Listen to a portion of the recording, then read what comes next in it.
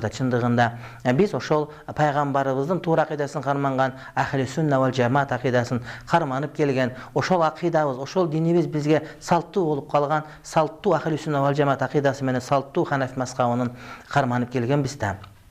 Анан ошол акыйда маселесин терең билбестен кээ бир адамдар туура эмес маселе айтып, кээ бир адамдар Аллах Тааланы өзүнүн жараткан махлуктарына окшотуп койгон жерлери бар. Аллах Таала Кур'ани Каримде ошол инсандарга окшобош керек Аллах Таала. Аллах Таала өзүнүн жараткан махлуктарына окшош эмес деген аятын алып келет. Андыктан дагы Имам Тахави өзүнүн акыйдасында айтат: "Ва ман васафа Аллаха Таала би ма'нан мин ма'анил башари фaqat кафара." Кимде ким Аллах Тааланы өзүнүн жараткан махлукаттарынын бир жерине окшотуп койгон болсо, акыйкатта имандан чыкты дейт. Биз кээде Кур'ан аяттарын окуп атканда ошону так туура эмес, толук түшүнбөстөн туруп, Аллахтын колу бар экен, Аллахтын буту бар экен деп, Кудай Тааланы ошол колго бутка муктаж болгон бир махлуктарга окшотуп коюп туруп, кээде имандан чыгып, иманды бузуп алган учурларыбыз да урматтуу барбир туугандарым.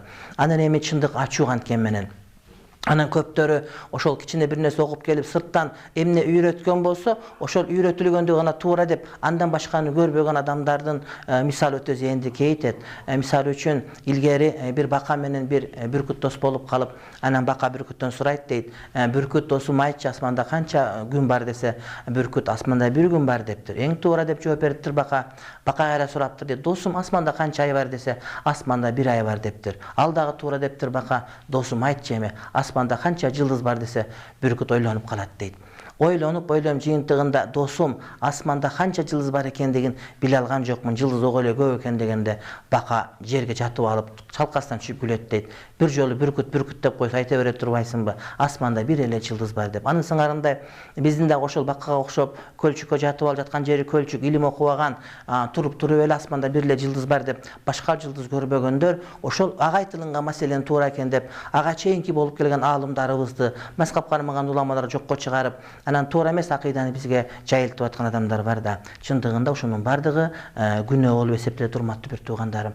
Окугандар өздөрү чала сабат, Египетке барып, же Сауд Арабиясына барып, же бир Пакистанга барып, бир жыл, 2 жыл окуп келсе эле, ошону менен илимди алып калдым деп, анан араб тили окуган болсо деле шарият окудум деп, дин окудум деп келип, адамдарга туура эмес нерсени айтып, орусча, кыргызча китептерден бир нерселерди көчүрүп, аят хадис менен кооздоп туруп, коомчулукка чыгарып коет да, ошону менен адамдарга туура акыйда бердим деп басып жүргөндөр бар. Албетте бул туура эмес. Ошондой эле акыйда маселесиндеги негизги маселелердин бири бул мазхаб кармануу болуп эсептелет. Анткени Алла Таала Кур'ани Каримде: "Фас'алу ахла зикри ин кунтум ла та'ламун", билбесеңер билгендерден, илимдүүлөрдөн сурагыла деп Аллах Таала өзүнүн Кур'ани Каримде. Бул деген сөз адамдар сөз түрдө экиге бөлүнөт: билгендер жана билбегендер болуп. Бул маселе ошол бир тууган катарында урушпастан, кыйкырышпастан чечишип ала турган маселе. Анткени күн чыгып бата берет, күн жок деп башыңды кумга тыгып алсаң деле күн чыгып бата берет. Акыйкат айтпаса сөздүн ата сөйлөт, сөздүн чындыгын айта турган кезектин бардыгы келип турат. Эгер антпесек, биз дагы